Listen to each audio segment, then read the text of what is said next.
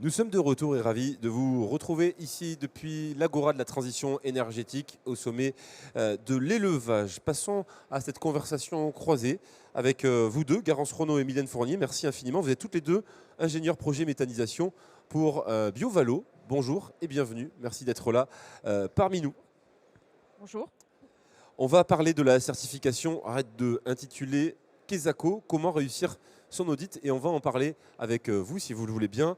Renewable, vous voyez mon accent est très mauvais, hein, voilà, j'ai essayé de faire quelque chose. Renewable Energy Directive ou certification RED, c'est pour l'acronyme, est un texte européen qui définit le développement des énergies renouvelables en Europe et donc ici en France, et qui fixe les règles du jeu pour atteindre ces résultats. Pour contribuer aux objectifs de développement d'énergie renouvelable, les sites de production, dont les unités de méthanisation font partie, doivent rendre des comptes à plusieurs niveaux.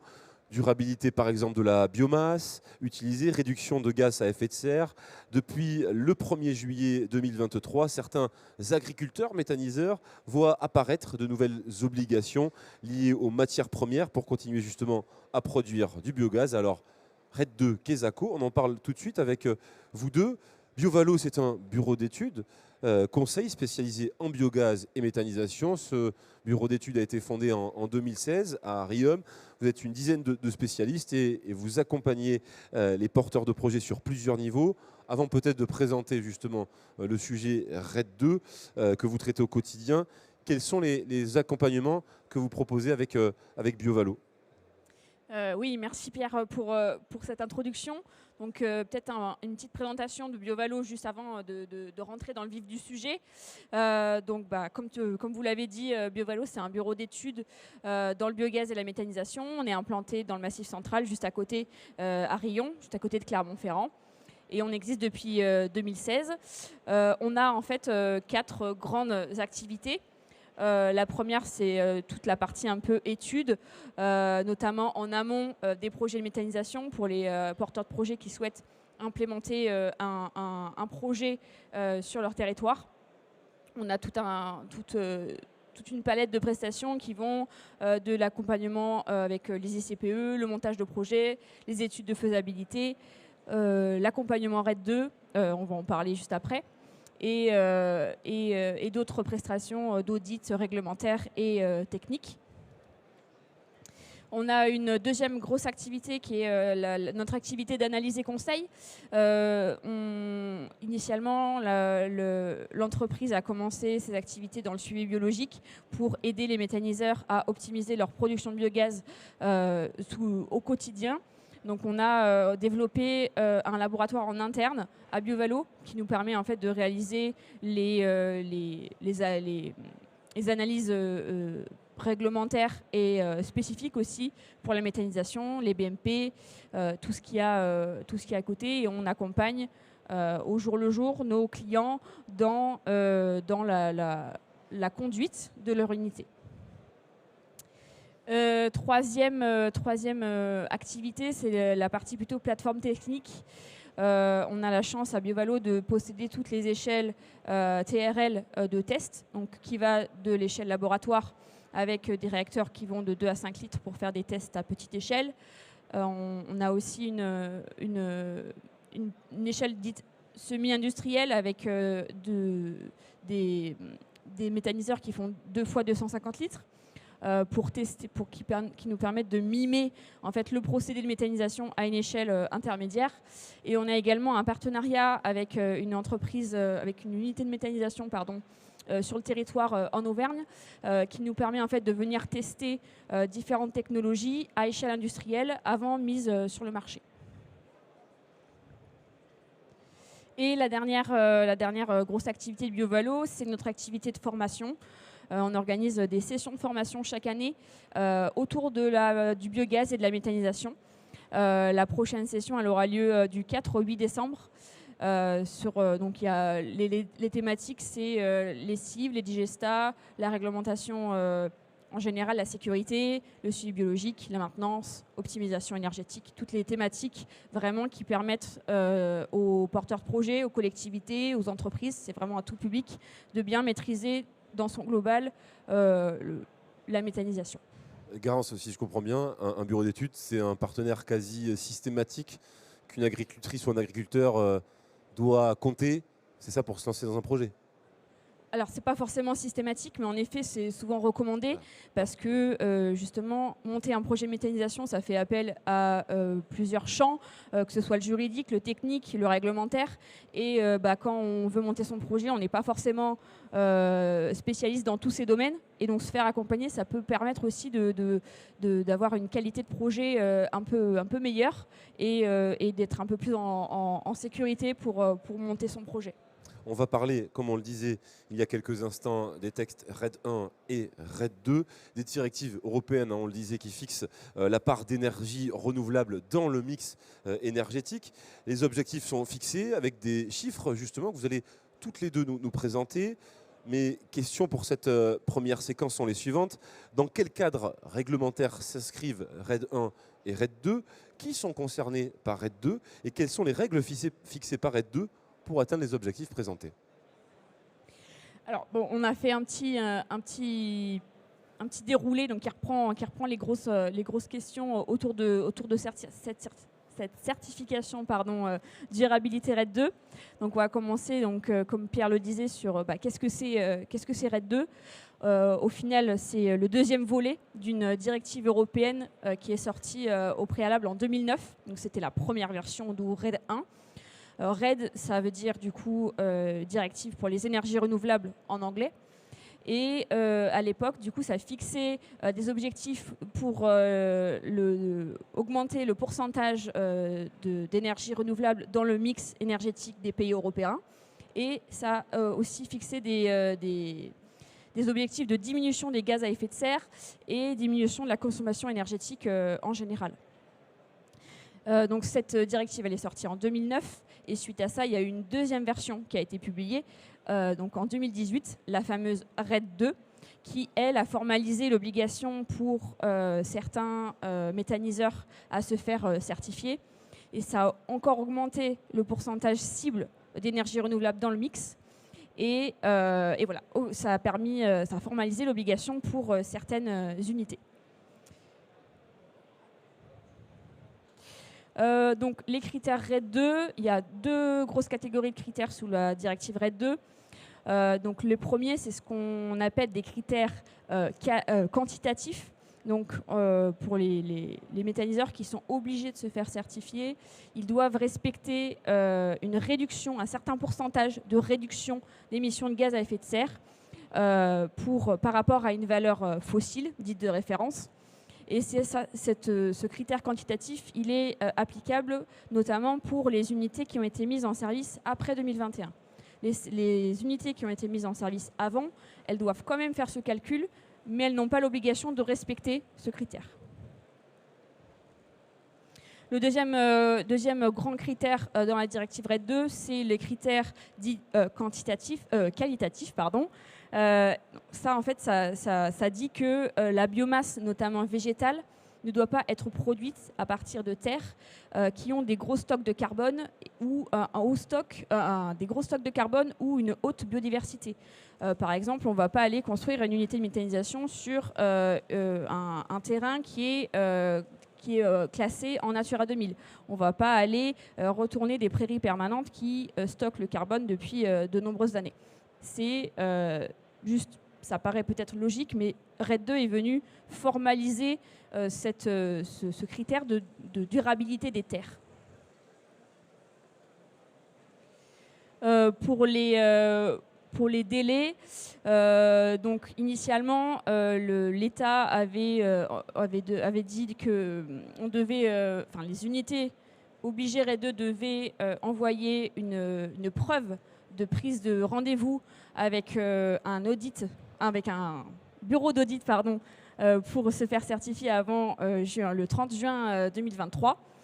Et donc il y a une petite latence pour se faire certifier, pour passer les premiers audits jusqu'à la fin de l'année 2023 et l'obligation de se faire certifier pour le début 2024. Donc on parle de directive RED 2, mais vraiment en fait qui sont les concernés pour les unités de méthanisation. Donc il y a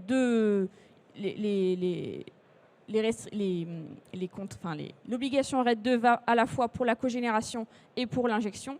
Donc pour les injections, c'est obligatoire pour les unités qui sont supérieures à 19,5 gigawattheures PCS annuels, ce qui correspond à environ 200 normaux mètres cubes par heure. Et pour la cogénération, c'est pour les unités supérieures à 2 mégawatts thermiques ou 800 kilowatts électriques. Et donc ces unités, elles sont obligées de se faire certifier, sinon à partir de début 2024, elles peuvent perdre leur tarif de rachat. Ici, c'était rapidement une petite illustration pour montrer qu'en fait, la directive RED 2, elle s'applique vraiment à l'entièreté de la chaîne, logistique du biométhane, en partant depuis les producteurs des déchets ou de la biomasse, donc les fermes, ce qu'on appelle les points d'origine, jusqu'à éventuellement on ne voit pas mon pointeur, jusqu'à éventuellement ce qu'on appelle les premiers points de rassemblement et les points de collecte, qui sont en fait les négociants de matières premières, jusqu'à l'unité de méthanisation qui va mettre en vente son biométhane certifié durable sur le marché.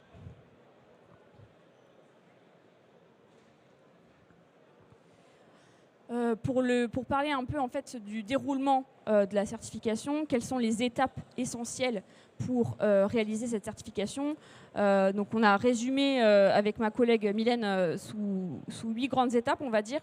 La première, c'est que l'unité de méthanisation doit signer un contrat avec un organisme certificateur qui va venir réaliser l'audit et va vérifier selon une grille de critères si l'unité est bien conforme. La deuxième étape, c'est il va falloir choisir et s'inscrire à un schéma volontaire. Donc un schéma volontaire, qu'est-ce que c'est ? C'est en fait des méthodes qui permettent d'appliquer la directive RED 2. Ce sont des entreprises privées qui ont monté des méthodes et des exigences pour répondre à la directive. En France, il y en a 3 qui sont vraiment utilisés, on va dire. Il y a 2 schémas allemands, donc le premier ISCC et le deuxième REDCert. Et il y a aussi le schéma volontaire, donc 2BS, qui est le système français qui permet de répondre à la directive RED 2. Oups. Donc je reviens sur les étapes. On a choisi son auditeur, on a choisi son schéma volontaire, donc la méthode avec laquelle on va vouloir se faire certifier. La suite, c'est quoi ? Eh bien, tout simplement, on va préparer la certification. Cette étape, c'est l'étape qui prend le plus de temps, puisqu'on va devoir préparer tous les documents, récupérer les données, faire les calculs et préparer au mieux la certification. On réalise ensuite un audit interne, un audit blanc en fait, pour préparer l'audit avec l'organisme certificateur. On réalise l'audit avec l'organisme certificateur choisi. Et une fois qu'on a obtenu le certificat, c'est vraiment ça en fait qui donne le go pour permettre la vente de biométhane ou d'électricité durable. Et dernière petite étape, une fois qu'on est certifié, tous les mois en fait, les méthaniseurs vont devoir adresser à l'État et à leurs acheteurs ce qu'on appelle des preuves de durabilité pour prouver que le biométhane ou le biogaz qu'ils produisent est bien certifié durable. Et un point important à ne pas oublier, cette certification RED 2, elle est en soi valable 5 ans. Mais il y a une obligation de passer des audits de renouvellement chaque année.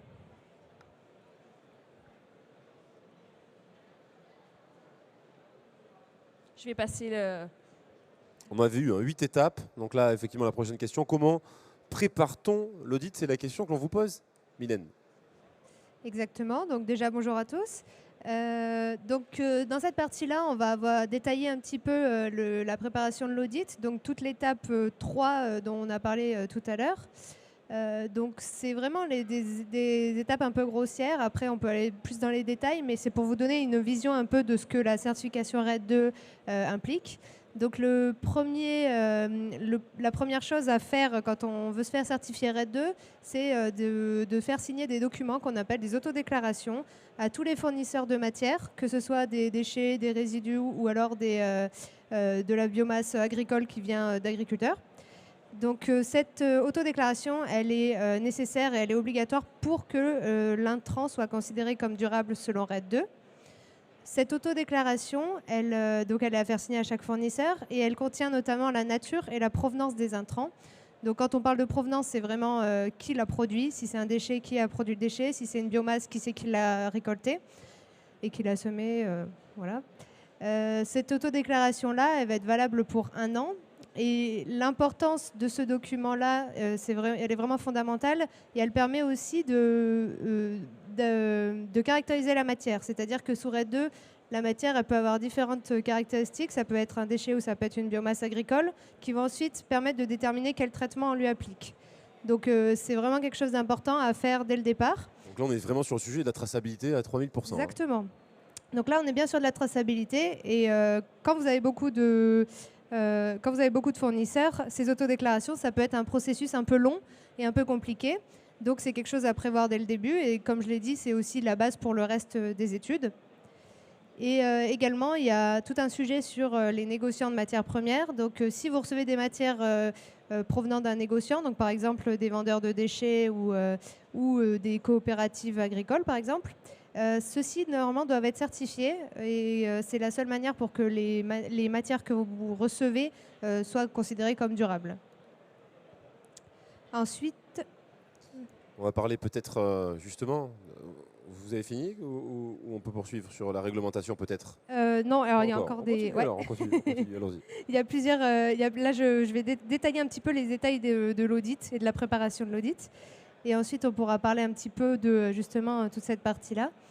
Donc la deuxième grosse étape, une fois que vous avez déterminé s'il s'agit d'un déchet ou d'un résidu ou d'une biomasse agricole, vous avez une partie qui va être spécifique à cette biomasse agricole. Donc ça va être tout ce qui est cive, ensilage de matière de culture principale ou de culture intermédiaire, aussi la paille. Et il existe une étude spécifique à réaliser pour ces intrants-là. Notamment, il faut vérifier le statut des parcelles d'où ils proviennent. C'est une partie qui peut être un peu compliquée à réaliser car elle demande l'utilisation d'un outil cartographique et également de récupérer plusieurs informations auprès des fournisseurs agriculteurs. Donc la vérification elle va consister en vérifier le statut des parcelles en 2008 et également vérifier si ces parcelles-là ne sont pas incluses dans des zones protégées. Notamment, on a mentionné tout à l'heure Natura 2000. Donc ça, c'est une des grosses catégories de zones protégées. Et en fonction de la méthodologie du schéma volontaire, on va avoir différents outils, différentes manières de réaliser cette étude-là. Et donc là, le point un peu compliqué, ça va être de récupérer les informations auprès des agriculteurs. C'est parfois des informations qui sont un peu longues et un peu compliquées à récupérer. Donc c'est bien de les informer et aussi parfois de se déplacer quand on peut le faire pour pouvoir les informer et pour pouvoir aussi récupérer les informations. Ensuite, sur la partie de préparation, on a cette étape de calcul de gaz à effet de serre qui va être obligatoire pour toutes les unités, mais qui n'est pas soumise à un seuil pour toutes les unités. Donc, en gros, toutes les unités qui ont été mises en service après 2021, elles doivent réaliser ce calcul de gaz à effet de serre et en plus, le résultat doit être d'au moins 70%. Par rapport à une valeur de référence. C'est une réduction des émissions de gaz à effet de serre d'au moins de 70%. Donc sur ces calculs de gaz à effet de serre, on prend en compte la partie de culture des intrants ou de production des intrants, le transport, le fonctionnement de l'unité de méthanisation, jusqu'à l'utilisation du biométhane ou l'électricité. Donc, comme vous pouvez le constater sur ce schéma, on ne prend pas du tout en compte la fabrication des équipements ou de l'unité de méthanisation ou la construction. On est vraiment sur une unité qui est déjà en route et c'est vraiment les intrants qui vont nous intéresser. Donc là, pour les calculs de gaz à effet de serre, les schémas volontaires proposent des formules et des choses à suivre, mais l'outil de calcul, il est libre. Vous pouvez utiliser un Excel, vous pouvez utiliser des choses qui sont données par la filière, un certain nombre d'outils. Mais ce qui est très très important pour l'auditeur et lors de l'audit, c'est de penser à noter les données utilisées, les formules et également les sources. Si vous utilisez des données bibliographiques, par exemple, de tout noter en fait. Là, c'est le conseil qu'on peut vous donner, c'est d'avoir vraiment tout de retrouvable facilement en audit. Pour le bilan massique, donc ça c'est la dernière, c'est l'avant-dernière grosse partie de RED 2. C'est un outil qui va permettre de tracer justement l'obtention de ces autodéclarations. Donc là on est sur de la traçabilité, mais il permet aussi cet outil de vérifier que les entrées correspondent bien aux sorties. Donc c'est le principe du bilan massique. En fait, tous les intrants qui vont entrer sur l'unité de méthanisation, on doit les retrouver dans le gaz ou dans l'électricité. Donc là, ça peut être une partie qui est un peu compliquée, mais ce qui est le plus important à retenir, c'est qu'il faut bien enregistrer tout ce qui entre et tout ce qui sort de l'unité. Ça compte aussi, les biogaz qui sont perdus, donc qui sont torchés ou qui sont autoconsommés dans des chaudières. Et puis évidemment, après, tout ce qui va être injecté dans le réseau. Donc il faut vraiment penser à prendre en compte l'entièreté des entrées et des sorties. Et une des choses qui est importante, c'est d'avoir un stock d'intrants en début d'année qui est assez précis, c'est-à-dire dans les silos, hein, je parle de ça. Donc si vous savez en 2021 qu'en janvier, vous aviez 200 tonnes d'ensilage de maïs, là pour RED 2, ça va être vraiment nécessaire pour cette partie bilan massique. Ensuite, il y a aussi une partie importante, c'est que dans ce bilan massique, on doit avoir une séparation, une distinction entre les intrants qui sont durables et ceux qui sont non durables.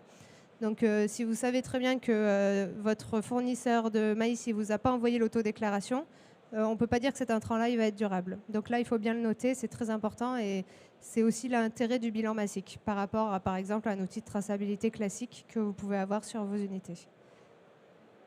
Et enfin, donc ça c'est un peu général pour RED 2, mais ça demande une nouvelle organisation. Généralement sur les sites, il faut quand même prendre en compte cette nouvelle certification. Donc tous les employés qui sont en lien avec les intrants et le responsable du site doivent être formés sur cette certification RED 2.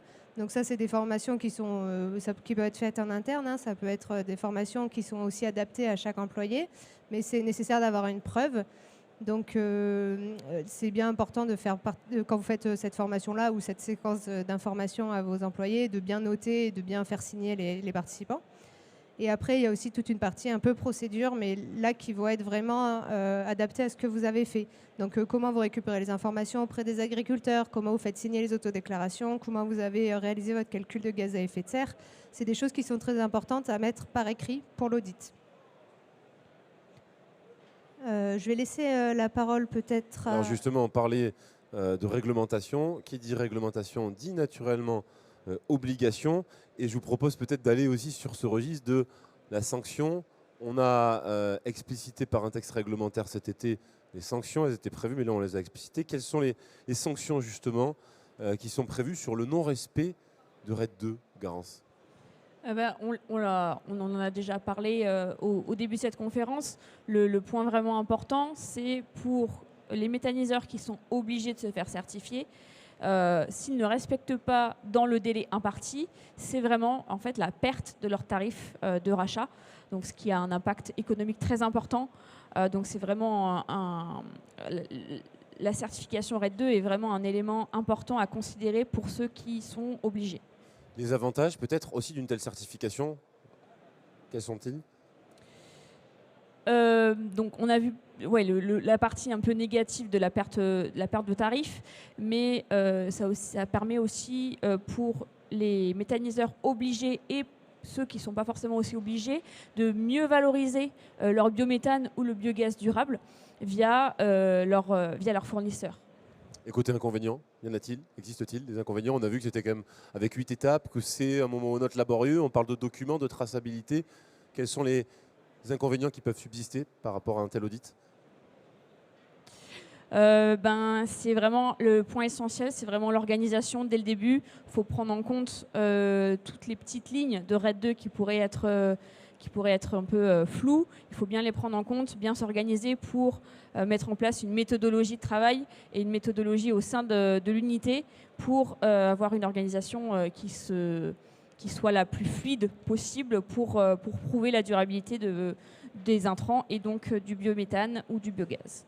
Garance et Mylène, je crois qu'on a fait le tour de cette réglementation combien passionnante, intéressante. Il faut être capable de l'appréhender pour donner les meilleurs conseils et les meilleurs outils de façon à bien réussir ces fameuses 8 étapes et donc cette certification. Je rappelle que vous êtes toutes les deux ingénieurs projet méthanisation pour le cabinet d'études BioValo. Merci de cet échange sur la certification RED 2. Merci à toutes les deux, Garance et Mylène.